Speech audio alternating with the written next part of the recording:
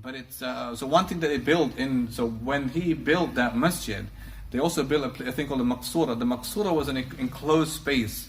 So it's like you have the mihrab, right? You have the mihrab, and then you have a separate special place, beautiful architecture and gold everywhere. And that was a place reserved exclusively for the Khalif and the nobility to pray in. And very lavish. And they brought in, other, artists and people to work on it. Cost a lot of money. And you had demonstrations in the streets of Qurtuba protesting against it because it went against the ethics of Islam, that all people are equal in the eyes of Allah. Right? And so therefore, you sense therefore this was the beginning of something is going a bit wrong. When we visited, recently I went to, when you visited in Medina Zahra, right? So imagine the whole city built from scratch. And then when it was destroyed, it remained under the earth.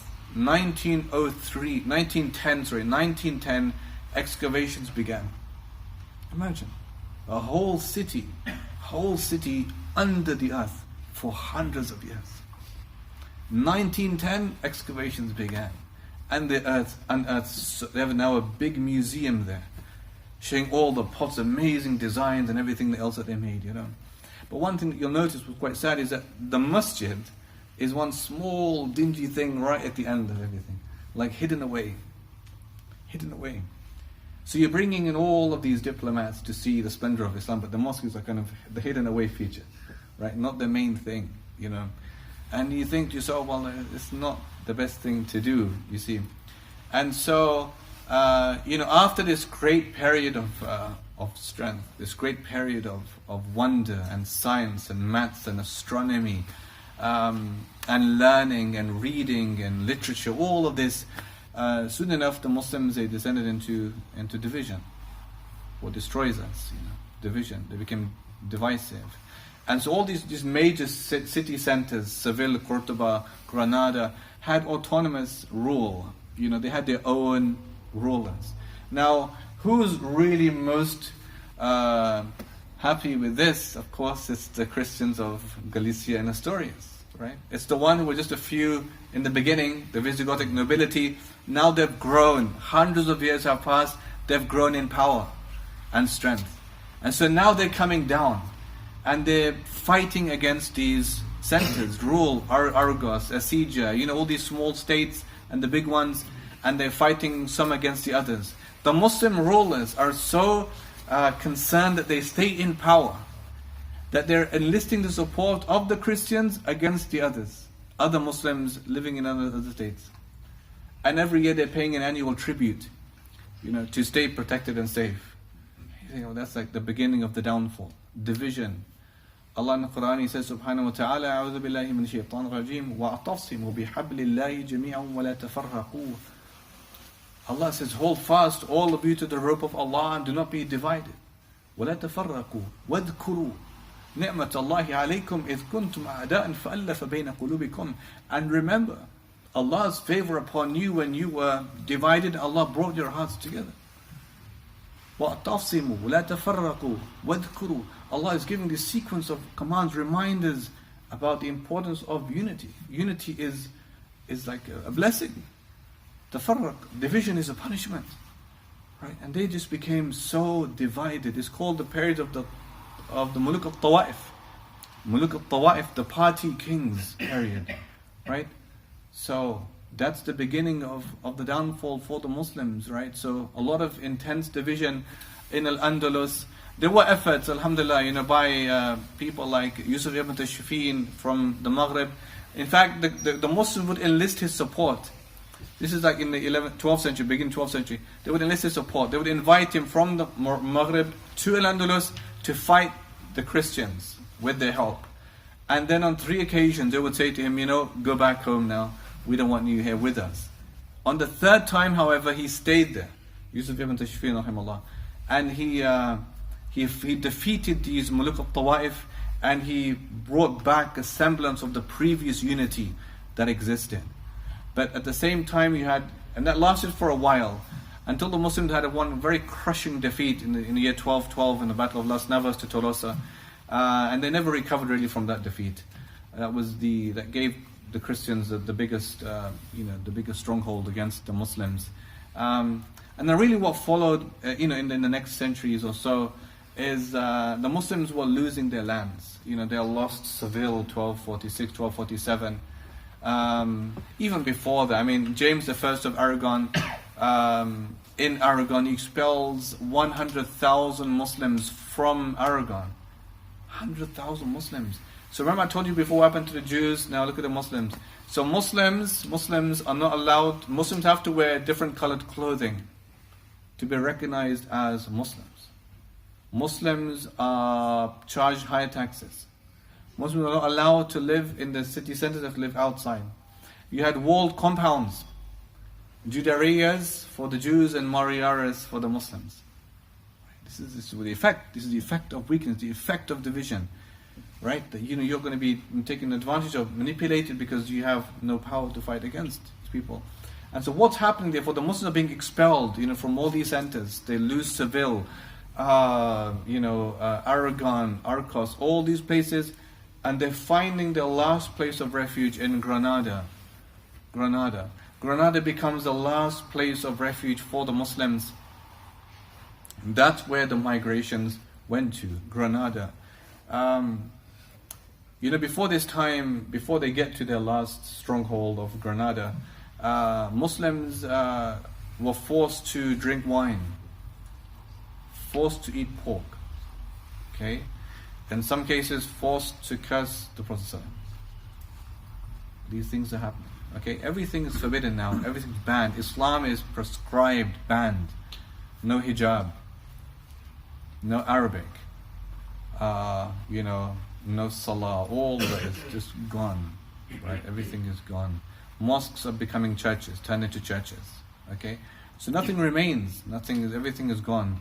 All those big centers, Qurtuba is now a Christian capital. They just keep our buildings, but it remains with them now. And then you get to like 1501. This is even before the Muslims get to Granada to make it their base. There was a big fire in Granada, 1501, the Great Fire of Granada, in the city center of Granada, where they burnt all the books. So all the books we're speaking about, in a grand fire, they burnt everything. All the Qur'ans, hadith, books of tafsir, books of science, except the ones that were gold and silver binded, because they could use that to make money. But they just burnt everything.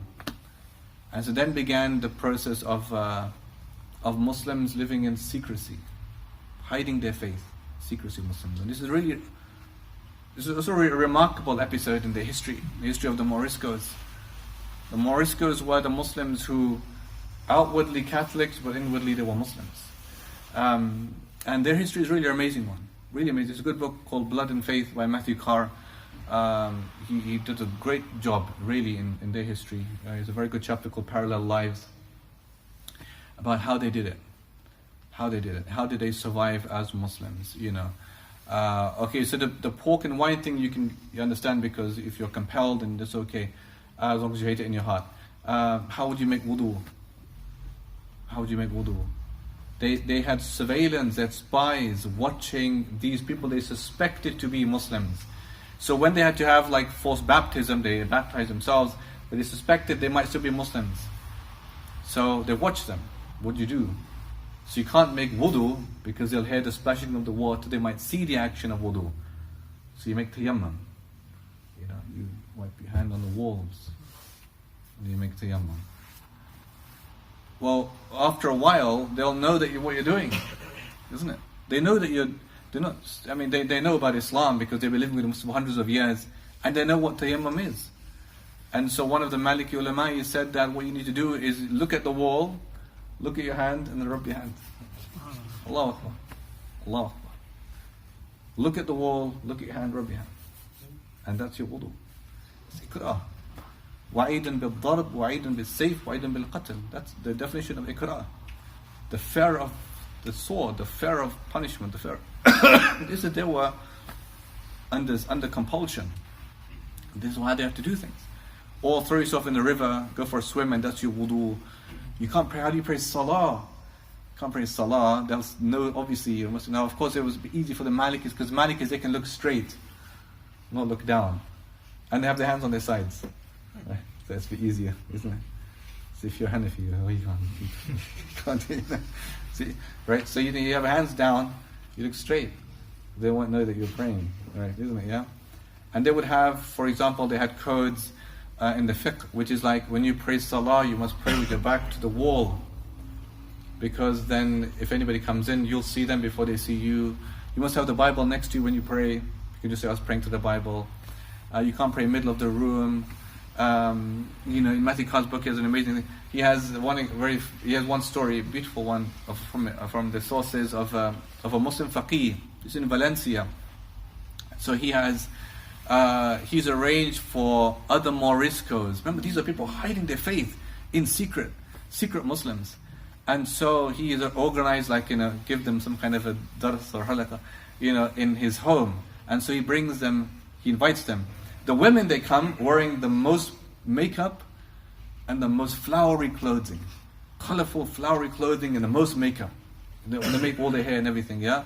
And the men come in very smart, because they had to look like a wedding.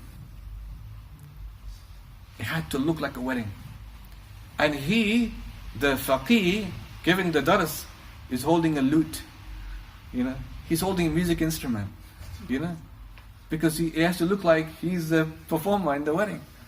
Not like he's the khatib giving the dars on Tawheed. So, this is how they had to survive in that time. And our Prophet says, يَأْتِي عَلَى النَّاسِ زَمَانٍ, a time will come upon the people, الصَّابِرْ عَلَى دِينِهِ, the one who's patient in his deen is like the one who's holding on to hot coal. He says, a time is going to come, people would say, Allah, Allah, and that'll be enough for them. They'll just say, Allah, Allah, that'll be enough for them. And that's how it was becoming. It was becoming like that. Everything was prohibited. Now they get to a stage where Arabic, because remember, you had a people called the, I forgot the name, what they called, they were the ones who were musta'arribeen, they were the Catholics, but they learned Arabic because they fell in love with Arabic. Okay? But they were Christians. But they loved Arabic culture. They loved Arabic food, Arabic dress, Arabic standards, hygiene, all this. They loved the language. So the very famous speech of a priest called Alvaro. In Alvaro it says, "Oh, what a loss the world has come to." Today you can find not even one Christian who could write with the elegance of Latin, but if they're asked to write in Latin, in Arabic you'd find a multitude of them will come and write in the best proficiency of that language of Arabic. Therefore they're learning Arabic, they're reading Arabic, and many of these guys become Muslims. In fact, many of the Moriscos were from this lineage, of those who were Catholics, loved Arabic, became those Arabized ones, and then became Muslim later on. This is the process of it worked. And so they knew, therefore, how powerful Arabic was for the Muslims, and so they sought to ban Arabic for all people. The Muslims, these Moriscos, however, they're Catholics. They said no, because our kids only learn Arabic, and this is how we speak. And so they paid a large sum, 80,000 ducados, to have that ban suspended for 40 years. Right? But in that time of 40 years, they had to memorize the Lord's Prayer in Latin, the Credo in Latin. They had to send their kids to Christian schools, children being baptized, all these things. I mean, they had things like, for the Muslims, how do you do? So if you send your kid to get baptized, what do you do after he comes back home after baptism? How do you wash off that water? Well, I mean, it's beautiful. I mean, we smile, we laugh today because we think, wow, but for them, it was very hard for them. It was very hard for them. I mean, you could even imagine that. Right? Someone says you can't pray Salah, nothing. How do you do it? What do you do? So they had these things about, at the end of the day, they had to pray all their prayers together because that's all they could do, or pray like, it's by blinking, praying, small movements, and that's your salah, And this is really amazing. I mean, that just shows the vitality, strength of Islam to survive in the most difficult circumstances, and it did. And so you had this great period of the Moriscos. So 1501, all the books are banned. They all get to Granada. And when they get to Granada, one good thing was the fact they take all their skills with them, right? So all these scientists and scholars, they all go to one city called Granada, and they make it a beautiful city. And they build the Alhambra Palace, which you might have seen, might have been to already, and it's splendid, you know. And you might have noticed all around Alhambra, what's written everywhere? La ghalib illallah, right? Every single place. If it's here, it's going to be there. La ghalib illallah, la ghalib illallah. There's no victor except Allah, no victor except Allah. It's like a reminder, isn't it? That we're so trapped, we're just trapped, we need your help, oh Allah. La ghalib illallah, la ghalib illallah, la ghalib illallah. Everywhere in the whole of Alhambra, everywhere. A reminder, okay? But of course, this where they got to was a consequence of some things. You know, Allah in the Quran says, you know, that ظهر الفساد في البر والبحر بما كسبت أيدي الناس, because of what you have done. Interesting one. By the way, I forgot to mention the big thing. Inshallah, another time. In this whole period, the Crusades happened, isn't it? In the 12th century, the Crusades, and this is another reason why the Christians became so strong. The Crusades happened, and so they knew therefore how to make large armies. In Al-Andalus, the Pope Urban II, by the way, there's a lot of evidence that the first crusading front was Spain, not Al-Quds, because Pope Urban II, the same Catholic Pope who gave the license for Christians to go and fight the Muslims in Al-Andalus, or in Al-Quds, before, this is 1188 or 1189, he promised the same remission, forgiveness of sins for the Christians who went to defend the church of Zaragoza in Spain, and if they did, they'd be forgiven. That's the same thing he told the Christians who went to fight the Muslims in Al-Quds. And also, he said to the Christians of Spain, don't come and fight in Jerusalem, stay there and fight the Muslims of Spain. So therefore, the crusading happened on different fronts, but very much also in Spain, as well as in Al-Quds. And so, you know, they couldn't survive very long. You know, at the end, they made terms, you know, with the Christians who came with their armies and fought the Muslims or expelled the Muslims from Granada, and that was really the end of the Muslim existence in Al-Andalus. I've skipped over many things, obviously, because you can't cover hundreds and hundreds of years in one time like that. But that's kind of just a glimpse of some of the things that happened to the Muslims of that land. Today in Al-Andalus, there are about 100,000 converts to Islam in Spain. And there is really a lot of interest now about the history of Muslims in that land and the significance of Islam in Al-Andalus, in Spain. It intrigues a lot of Spaniards because, you know, that means from their forefathers, they would have been Muslims. You know. And they left behind something of their culture, you know. And it's interesting, when you see the Spaniards, you kind of sense there's something about them. And so, Allah in the Quran says, تِلْكَ الْأَيَّامُ نُدَاوِلُهَا بَيْنَ النَّاسِ. These are days we alter among the people. There was a very famous poet, scholar called Al-Rundi, wrote a poem at the fall of Seville. In this poem he said, لِكُلِّ شَيْءٍ إِذَا مَا تَمَّ نُقْصَانٍ فَلَا يَغُرَّ بِطِيبِ الْعَيْشِ إِنسَانٍ وَهَذِهِ الدَّارُ لَا تُبْقِي عَلَى أَحَدٍ وَلَا يَدُومَ عَلَى أَحَدٍ لَهَا شَأْنٌ. He says, everything, you know, nothing reaches its perfection, right? Everything has a fault, has a defect. Nothing will last forever. Everything will come down. And these lands, he says, were not supposed to last forever. وَأَيْنَ مُلُوكُ ذَوِي التِّيجَانِ مِنْ يَمَنٍ أَيْنَ مِنْهُمْ أَكَالِينُ وَتِيجَانُ وَأَيْنَ مَحَازُوا قَارُونَ مِنْ ذَهَبٍ وَأَيْنَ عَادٌ وَشَدَّادٌ وَقَحْطَانٌ. Where is Qarun that Allah mentions in the Quran? Where is all of his gold today? Where is Ad and Thamud, these great, terrible, tyrannical civilizations? Where are they today? وَأَيْنَ قُرْطُبَةٌ دَارُ الْعُلُومِ وَكَمْ مِنْ عَالِمٍ قَدْ سَمَا فِيهَا لَهَا شَأْنٌ. How many scholars passed through Qurtuba once upon a time? Where is it today? And he says, أَتَى عَلَى الْكُلْ أَمْرٌ لَا مَرَدَّ لَهُ حَتَّى قَضَوْا فَكَأَنَّ الْقَوْمَ مَا كَانُوا. Allahu Akbar. He says, for all of them came something that they could not return from until they passed, and it's as if they didn't exist there in the first place. meaning death came to every single one of them, just like for us. And then we will pass as if we weren't even there in the first place. Just like Medina Zahra, the whole city, amazing whole city, all splendor, architecture in the earth, gone, as if it didn't exist in the first place. And this was a reminder, therefore, not to lament, not to feel defeated. No, this is what happened for us to learn lessons from. Spain really is the only place in the world where I think Islam was established in full and removed in full. Established in full. Khilafah, Khalif, civilization, all of this learning, scholars, and then removed in full. And so, a lot of lessons for us to learn, about this place. Great for us to reflect upon the great innovation of the Muslims in building, in technology, in art, in mathematics, science, and how they worked also with the Christians and the Jews, and the convivencia building program, the coexistence, how they worked together. It was really beautiful. The city of Medina Zahra you mentioned, what's the modern day name for this city? It is same name. Yeah. So what it is it's in Qurtuba, outside a little bit. Now there's a very big museum.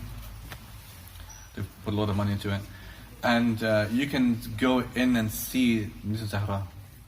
You can see the buildings that they've excavated. You can see the walls. You can see the arrangement of it. In the museum you see a much bigger thing. You see like a scaling of the city. The thing that they've unearthed, the pots, the pans, the silverware, all of that is in the museum, or much of it is in the museum. And it's really impressive.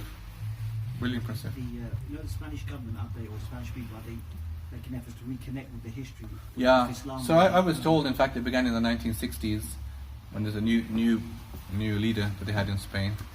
And he wanted to... the way that they see it is, this is part of Spain's history. Tourism. Yeah, tourism, that's it. Right? So, part of Spain's history. So, many empires existed, the Visigoths, and then you had the Muslims, and you had, so kind of they slide it in there. But you should really visit. Those of you who haven't visited, you should really go there. In Qurtuba, they have another amazing museum. And they put so much money into it. They have really, really beautiful museum, and they show what Muslims did in civilization in that land. Seville, you have the Alcazar, amazing. Alcazar is really beautiful. So I'll give you an example. Alcazar is Al-Qasr. It's served as a fortress castle.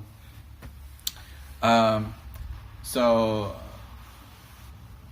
outwardly it's very bland, okay, very plain looking, and you think, what could be in there? And it's just very simple, And then you go inside, and so the tour guide inside there, she's a Spaniard woman. She said to us, "You see, the Alcazar is like the Muslim. And so she said, you don't look at the outside. You look at the inside, in the heart of the Muslim." Oh, this is amazing. You have like a class on tazkiyat an-nafs, So she said, you look at the inside. It's the heart of a Muslim. At-taqwa huna, the hadith. And so it was beautiful. Okay, so she said, she said, what you're going to see is that the outside you can see is very bland. Now, the more in you go, the more beautiful it's going to become. She said, that's the Muslim. Wow. And so you go in. Okay, first courtyard. Wow, you start seeing some architecture, calligraphy, design. Okay, this is quite good, not bad, That's not bad. Okay, then you go in again. Then you start seeing more, and now it's looking really, really good. Okay, the artwork, the woodwork, all this stuff. You start seeing the designs, the calligraphy, everything, and then you go in more, and then you come to the middle part. The middle part is the middle courtyard, and that's like designed like to be like heaven. Okay, so you have orange trees. Each orange tree is 1 meter high. You have streams. And you have trees, and and flowers, and it looks so beautiful. And she said, "You see what the Muslim wanted to do?" She said, "Why are these orange trees 1 meter high?" I said, I don't know. We had Mufti Abdul Wahab also in our group, yeah? So, we were asking her, what is it? And she said, you see, it was to give the learning, the teaching, that these trees are 1 meter high to show that heaven is within reach. Jannah is within reach, And so there's lots of oranges and orange trees. She said, why? She said, because they wanted to give the impression that in heaven, everything is in abundance. Lots of fruit in heaven, And you think, wow. But again, the question is it becoming an excess? Is the elegance becoming into an excess? Because of course, heaven, you have to work for it. Anyways, a reminder. So that was, the other thing. So just opposite Al-Khazar, you have the great church of Seville, which used to be the great mosque of Seville. Only one tall minaret survives. That was the tallest minaret in the world at that time. 150 meters high, tallest minaret in the world. So you see a lot of these things and you think, wow. Then you connect and you think, well, this is how it all happened, So, yeah, a lot to learn from. You mentioned a couple of books, which was one of them was Blood and Blood and Faith, Matthew Carr. Blood and Faith. Yeah, is there any other sort of books you can recommend? With there's good books. Okay. Give it a good depiction of Islam as opposed to the bias of an author. Yeah. So generally, books on Al-Andalus. There's a good book called Lost Islamic History. It has a chapter on Al-Andalus by a Muslim author. I can't remember his name. But that's what title, Lost Islamic History. That has a chapter on Al-Andalus. You have Islam in the Andalus, very old, famous one, Ahmad Thompson, Islam in Andalus. You have What Islam Did for Us by a non-Muslim author, but quite sympathetic to Muslim achievement in Al-Andalus and elsewhere, What Islam Did for Us. And then Matthew Carr's Blood and Faith, that's very good book, but I don't think that covers the beginning part. I think it's more towards the Inquisition part. You have others that are critical. There's one I have called Spanish Inquisition by a non-Muslim author, but I forgot the author's name. But he's quite critical. So what about the beginning part then? Is there any sort of... Yeah. Okay. So you have the Moors. The Moors. Yeah, by Stanley Lane Poole. Stanley Lane Poole. It's called The Moors. Yeah, M-O-R-S. It might be a subheading as well, but that's the author, Stanley Lane Poole. And that has that's very sympathetic towards Muslim history. The beginning part, it has the whole story of, like I mentioned, of Uthmaan the first, Tariq bin Ziyad, Muslim Nusayr. That's a good book. And there's others as well, but I can't remember them. At the peak of Islam, what was the population made up of between Muslim, Christian and Jew? Was it majority Muslim? No, I don't think so. I don't think so, because the native population, of course, was Christian when the Muslims first arrived. Let's say by the 12th century, you had about 4.6 million living in Spain. Okay, by the 1100s. So now people are, of course, converting to Islam, embracing Islam, but I wouldn't think that the Muslims are the majority in that country, until maybe towards the end time we had a lot of mass conversions. Yet I think conversions were mostly around the 12th century, but I don't think there was a keeping of a record of the amount of Muslims in ratio to those who were non-Muslims. Would it be fair to say that it's quite unique in the sense that it's one of the lands that was ruled by Islam, by Muslims, yet the majority were non-Muslim? Yeah, I think so. I mean, one thing Muslims did is that they did not, antagonize the natives, and they would even appoint them as governors, non-Muslim governors, over Muslim land. They also did that. As governors, in some cases as participants in their armies, and so this really was part of the whole element of convivencia, right? So some historians would be critical of that because it's giving too much room For example, 1118, the Christians took Toledo from the Muslims. Okay, defeat Toledo, and so the Christians who were initially allied with the Muslims turned against them. Right, turned against them, because when the Christians took power, they just sided with the Christians. Right, it's like you just go with the victor. That's how it happened, you know. So, in hindsight, historians would say those would be mistakes because they brought them too close to themselves. But I guess they just judged it based upon the, situation of the time. So, yeah. When they went into Spain initially, the commander he burned the boats. Is that authentic narration or? As far as I know, it's not authentic. It's not authentic. As far as I know, it's not authentic. And even, some scholars, they say it doesn't make too much sense, actually.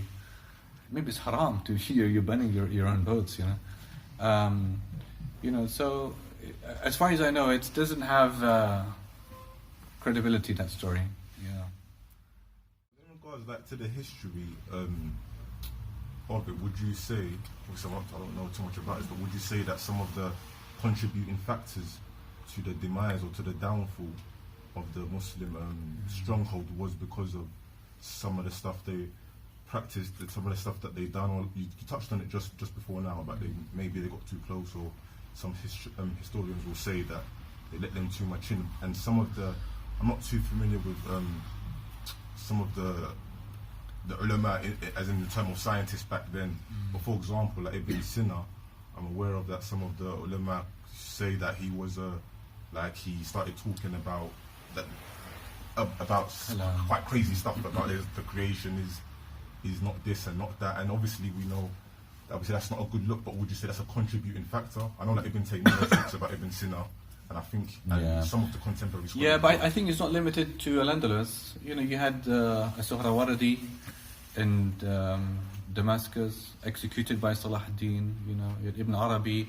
So you had people who were, maybe people put question marks around them, not confined to Al-Andalus, other parts. At Baghdad, you had a similar thing. I think, because my specialty, in fact, is the Crusades, not on Al-Andalus. But one thing I'll tell you about Crusades is that when the Christians took Bayt al-Maqdis, the Muslims, the first responses were inner blame. Inner blame. They weren't even so much about attacking the Crusaders. That came later. You don't even, in fact, see in the initial responses a feeling of loss for Al-Aqsa. It was inner blame. وكيف تنام العين ملء جفونها لهفوات أيقظ كل نائم وإخوانكم بالشام يضحي مقيلهم وظهور المذاكب تنكشان. Meaning, they're attacking the apathy of the Muslims. They're attacking indifference of the Muslims. They're attacking their love for the dunya, for the Muslims. They're attacking the division, rivalries. So Al-Aqsa is being besieged, and you have the two sons of the Seljuk Wazir, right? Muhammad and another one, fighting against one another during the siege of Jerusalem. So I think, and this is why, so Imam Ghazali's authoring of Ihya Ulumuddin and the work of Nizam al-Mulk were just part of that whole process, meaning you need to fix yourself up because you're in a mess. And that rejuvenated what you call the new Seljuk, the new Sunnism of the Seljuk period. And then it went through. So Nuruddin, for example, was an example of that. He built like so many madrasas teaching this, Ilm al-Suluk. We also had Fada'il al-Quds, studies the virtues of Jerusalem, was a new part of the curriculum. So it's hard, therefore, to know, because we're only we're non-actors, in the scene. We're just way after the event, and we just look back. And then it depends which history you're going to read, because if you're going to read Ibn al-Athir, different to reading Abu Shama. If you read Abu Shama, different to Ibn Shaddad, different to al-Asfahani. So each historian has his own take on the events that he's describing. And some they attribute blame to some things, others don't. So I think in Al-Andalus, what I've seen, that people emphasize on, scholars, is excess. Greed, excess, greed, and division. You know, you had, of course, you had a great range of scholars. You know, that time, you won't find agreement with everyone on every core point anyway. It's just abadan. It's not going to happen. You won't have it. Okay, but in that time, it's like, for example, look between the madhahib. 10th century Baghdad, you used to have brawls, you know, outside Baghdad. Hanafis fighting Shafis. These are like major punch-ups between the Hanafis and the Shafis. You used to have Nizam al-Mulki kind of settled things down, soothed it down, you know. But you have these, in Islamic history, you have a lot of these things all over the place, you know. But this is not representative of the whole, you know, I mean, the whole, it's not like this. But I think in that time, division was one of the biggest factors that led to the downfall. And Allah in the Quran gives us these things. وَلَا تَنَازِعُوا فَتَفْشَلُوا وَتَذْهَبَ رِيحُكُمْ. وَلَا تَنَازِعُوا, Allah says, don't dispute amongst yourselves, because you're going to feel like you've lost and your courage is going to depart after Uhud, you know. And so, if you're seeing this again and again, the Christians would just take power over you, and they did that. You know, so I think it's contributing factors, you know, and Allah knows best, of course. Yeah, thank you so much for coming. Jazakumullah khairan. Allah bless you. Jazakumullah khairan, and may Allah forgive and have mercy upon all of us. Jazakumullah khairan. Assalamu alaikum. أندلسا جئناك أندلسا والله يرعاك أندلسا جئناك أندلسا والله يرعاك أندلسا يا نصر أجدادي أندلسا عودي بأمجادي أندلسا يا نصر أجدادي أندلسا عودي بأمجادي يا نصر أجدادي عودي بأمجادي يا نصر أجدادي عودي بأمجادي أمجاد يا أرض الجهاد أمجاد يا أرض الجهاد يا رياح الانتصار أشعليها الآن نار واحرقي رموز كفر من يهود ويسار يا رياح الانتصار أشعليها الآن نار واحرقي رموز كفر من يهود ويسار واركبي يا خيلنا دور الأرض غبار واركبي يا خيلنا دور الأرض غبار عاد طارق وموسى من جديد بالبدار عاد طارق وموسى من جديد بالبدار عاد طارق وموسى من جديد بالبدار يا نصر أجدادي عودي بأمجادي أمجاد يا أرض الجهاد أمجاد يا أرض الجهاد أبلغوهم أننا لنطيق الاصطبار لم نكن نتقن فنا مثل فن الانتصار أبلغوهم أننا